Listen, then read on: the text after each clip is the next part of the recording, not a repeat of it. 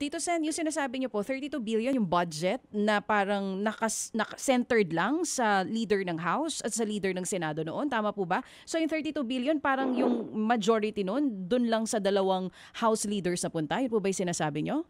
Oh, yung MAIP, parang sila ang sila nagdi-disperse.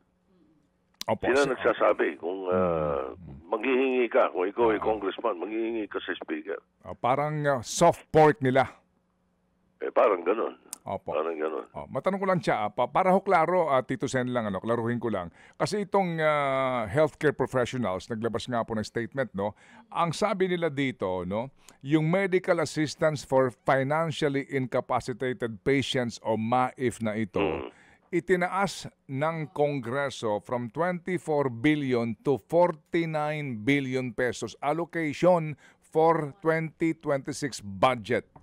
Ano po ba ang talagang amount nito ngayon? So far, as Senate is concerned, magkano po ang MAIF na inyo pong aaprubahan? Ibabalik namin doon sa NEP. Ang ipagpatawad nila, pero yun ang usapan namin nila, Sherwin. Ang ipapasa namin, ibabalik namin sa NEP. Kung ano yung NEP provision? Kung ano yung National Expenditure Program na provision ng Pangulo. At yun ay dapat nasa Department of Health. Apo. Yan po ba, sir? Do you remember the figure? Hindi, parang 24 ang sabi nila. Parang 32 ang tanda ko I'm not sure, ha? Mga kapatid, brothers and sisters, saan ka pa? Dito na tayo sa totoo. Dito na tayo sa True FM. Mga kapatid, mag-subscribe and follow po kayo sa social media accounts ng True Network PH. Yan po kami. Hanapin nyo lang True Network PH, Facebook, Instagram, YouTube, TikTok, and podcast.